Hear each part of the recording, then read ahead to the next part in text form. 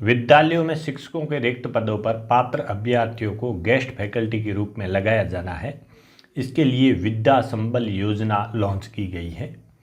इसके तहत क्या क्या योग्यताएं होगी, शर्तें क्या होगी और प्रक्रिया कैसे होगी, इसको हम विस्तार से समझने की कोशिश करेंगे। इसके अंतर्गत निम्न पदों पर व्याख्याता, वरिष्ठ अध्यापक, अध्यापक लेवल 2, अध्यापक लेवल 1, प्रयोगशाला सहायक और शारीरिक शिक्षा शिक्षक यानी पीटीआई, इन सभी के लिए योग्यताएं और इन पदों को भरा जाना है। इनकी योग्यताएं वही हैं जो मूल पद के लिए इनकी योग्यताएं निर्धारित हैं।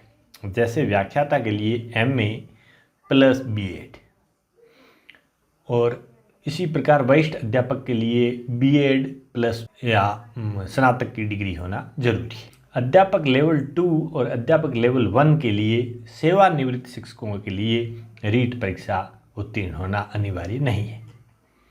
बाकी सभी वही योग्यताएं रहेगी जो योग्यताएं इन पदों के लिए विज्ञप्ति जारी होते समय, जो इनके मूल पदों के लिए विज्ञप्ति जारी होती है उस समय की योग्यताएं और ये योग्यताएं बिल्कुल सेम होगी। इस गेस्ट फैकल्टी में या तो सेवानिवृत्त शिक्षक लगाए जाएंगे या फिर निजी अभ्यर्थी भी लगाए जाएंगे। ध्यान देना, निजी अभ्यर्थियों को भी यहाँ लगाया जाना है। अब सेवानिवृत्त कोई शिक्षक है तो उसको रीट की परीक्षा उत्तीर्ण की बाध्यता नहीं होगी, क्योंकि उस समय रीट परीक्षा थी ही नहीं। इसमें अधिकतम 65 वर्ष तक की आयु को गेस्ट फैकल्टी के रूप में कार्य करने के पात्र होंगे और अंग्रेजी माध्यम वाले स्कूलों में अंग्रेजी माध्यम की शिक्षा अनिवार्य होगी। रिक्तियां कितनी हैं? विद्यालयों में स्वीकृत पद होने चाहिए और वो बिल्कुल स्पष्टतः रिक्त पद होने चाहिए। इन सभी के लिए यहाँ गेस्ट फैकल्टी के शिक्षक लगाए जाएंगे। और भाषा विषयों पर यदि अंग्रेजी माध्यम विद्यालय हैं तो वहाँ पहले से जो इस प्रकार के शिक्षक लगे हुए हैं उनको साक्षात्कार प्रक्रिया में प्रथमतः लगाया जाएगा। रिक्तियों का प्रकाशन इस वेबसाइट पर कर दिया जाएगा। अब आवेदन प्रक्रिया के अंतर्गत 65 वर्ष तक की आयु के सेवानिवृत्त शिक्षक या निजी अभ्यर्थी, यानी इनकी अधिकतम आयु 65 वर्ष से कम होनी चाहिए, ये इसके लिए आवेदन कर सकते हैं। आवेदन किसको करना है? संबंधित स्कूल के प्रिंसिपल को या फिर एलिमेंट्री स्कूल या इस प्रकार की स्कूल है तो उसके लिए PO को, यानी PO या प्रिंसिपल, यानी एलिमेंट्री विद्यालयों के लिए उसके PO को करना होगा। लेकिन यदि कोई सेकेंडरी विद्यालय है और वो PO क्षेत्र नहीं है तो उसके प्राचार्य को करना होगा, यानी प्रिंसिपल को। वरीयता का निर्धारण कैसे किया जाएगा? ये वैसे ही किया जाएगा जैसे हम पहले कई परीक्षाओं में देख चुके हैं कि ये वांछित न्यूनतम शैक्षणिक योग्यता है, उसके प्राप्तांकों का 25% और प्रशैक्षिक योग्यता के अंकों का 25%, यानी न्यूनतम शैक्षिक योग्यता के प्राप्तांकों का है। यहाँ ध्यान देना, न्यूनतम शैक्षिक योग्यता इन्होंने लिखा है, हालांकि इसके बारे में स्पष्टीकरण और आगे आएगा। लेकिन वर्तमान इस भाषा के अनुसार जो न्यूनतम शैक्षणिक योग्यता है उसके प्राप्तांकों का 75% यहाँ कहा है और प्रशैक्षणिक योग्यता जो न्यूनतम है उसके प्राप्तांकों का 25% यहाँ कहा गया है। यानी जैसे लेवल 1 के लिए 12वीं और BSTC के 25% और 12वीं के 75% अंकों का यहाँ पर अंक भार जोड़ा जाएगा। लेकिन यहाँ ध्यान देने वाली बात ही, इसके लिए हम आगे बढ़ेंगे, जो फॉर्म खोलेंगे तो इस पर थोड़ा डिटेल में बात करेंगे। अब यदि इसके लिए आपकी कोई परिवेदना होगी चयन से संबंधित या पात्रता या वरीयता से संबंधित, तो ये आपको 7 दिन के अंदर अंदर मुख्य जिला शिक्षा अधिकारी यानी CDO साहब को प्रस्तुत करनी होगी। इसके लिए ये कमेटी बनाई गई है, इसमें CDO है और जिला शिक्षा अधिकारी प्रारंभिक और माध्यमिक है और CBO है। अब इसके अंतर्गत देखिए कितना मानदेय दिया जाएगा। तो अध्यापक 3rd ग्रेड वालों के लिए 300 रुपये मानदेय है, अधिकतम 21,000 रुपये। और वरिष्ठ शिक्षकों के लिए 350 रुपये प्रति घंटा मानदेय है, अधिकतम 25,000 से ज़्यादा नहीं हो सकता। और लेक्चरर के लिए 400 रुपये प्रति घंटा मानदेय है, अधिकतम 30,000 रुपये।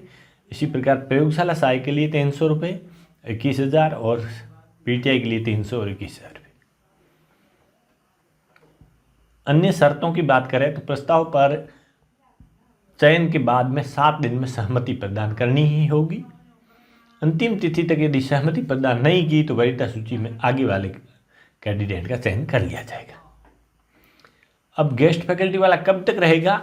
इस सत्र के एंड तक,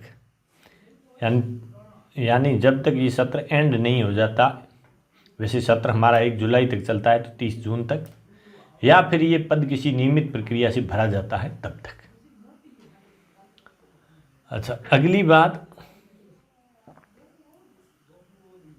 यदि गेस्ट फैकल्टी के कार्य के दौरान प्राचार्य या पीयू ये समझता है कि इसकी कार्यकुशलता निम्न है, इसका आचरण अच्छा नहीं है, या अनियमित रूप से आता है, या कार्य से अनुपस्थित रहता है, तो बिना कोई कारण बताए वो इसको विमुक्त कर सकेगा। अच्छा, टाइम टेबल दे रखा है कि कब से कब तक आवेदन होंगे, क्या क्या होगा, यहाँ आप आसानी से देख सकते हैं। 1/11/22 को रिक्तियों का प्रकाशन होगा, वेबसाइट ऊपर मैंने बता रखी थी। 2, 3 और 4 तारीख को सिर्फ 3 दिन आवेदन किए जाएंगे, विद्यालय के अंदर और विद्यालय समय में। ध्यान दीजिए, पीयू विद्यालय है तो पीयू विद्यालय में, या फिर कोई संबंधित सीनियर सेकेंडरी में आप कर रहे हैं तो उस विद्यालय में। 5 तारीख को आवेदनों की जांच होगी, प्रकाशित होंगे, फिर पात्रता की जांच होगी, स्थायी सूचियाँ बनेगी 7 को, 9 को आपत्तियाँ मांगी जाएगी, 10 को वरीयता सूची स्थायी रूप से बना दी जाएगी, 11 को मूल दस्तावेजों की जांच होगी, 12 को आदेश जारी किए जाएंगे और 19 तक कार्यग्रहण करना है, यानी 7 दिन का टाइम। इस 7 दिन के अंदर अंदर उसको शपथ पत्र पेश करने होंगे। यदि वो नहीं करता है तो फिर सेकंड वाले अभ्यर्थी का चयन कर लिया जाएगा। इस प्रकार के ये आदेश जारी किए गए हैं। आवेदन का ये प्रारूप दिया गया है। इसमें हम बात करेंगे शैक्षिक योग्यता इन सभी की। यदि उसके लिए माध्यमिक जरूरी है, उच्च माध्यमिक, स्नातक और अधिस्नातक, यानी बीए और एमए। यहाँ देखिए, अधिकतम न्यूनतम जो उसके लिए योग्यता है उन सभी के लिए उसके अंकों का 75% यहाँ निकाला जाएगा। और प्रशैक्षिक योग्यता जो न्यूनतम है, जैसे बीएसटीसी या फिर बीएड, जो कुछ भी है उसका 25% है। तो इन सभी का मिलाकर 25% होगा, इन सभी का मिलाकर 25% होगा। इसके बाद में ये इसके साथ साथ क्या लगाना है? जाति प्रमाण पत्र, यानी यहाँ भी आरक्षित वर्ग हो सकते हैं, कई स्कूलों में पद आरक्षित हो सकते हैं। और मूल निवास प्रमाण पत्र लगाना होगा, चरित्र प्रमाण पत्र पेश करना होगा। और इस प्रकार यहाँ 1 से 12 तक ये आप देख रहे हैं डॉक्यूमेंट, इन सभी की फ़ोटो प्रतियाँ पेश करनी होगी। सिर्फ यही हैं 12 डॉक्यूमेंट जो यहाँ दिखाए गए हैं, 1 से 12 तक। इसकी स्वप्रमाणित छाया प्रतियाँ और एक शपथ पत्र भी साथ में देना होगा। ये शपथ पत्र बिल्कुल ऐसा दिया गया है, ये आपको स्टाम्प पेपर पे लिखवा के देना पड़ेगा। इसमें आप आसानी से इसको पढ़ सकते हैं। धन्यवाद।